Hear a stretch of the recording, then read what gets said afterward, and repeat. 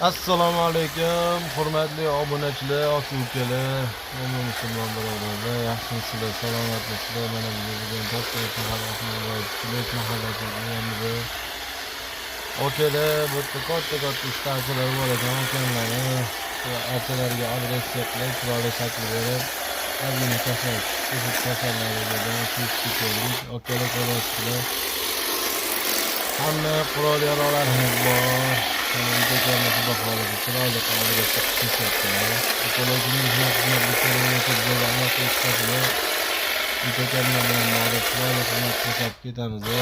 Achalarni narx-navosi okalar, o'ziga qarab, ko'pchilikka qarab, bizga borib ishlaydigan yaqiniga qarab narx keladi. Okalar, bizga obuna bo'linglar.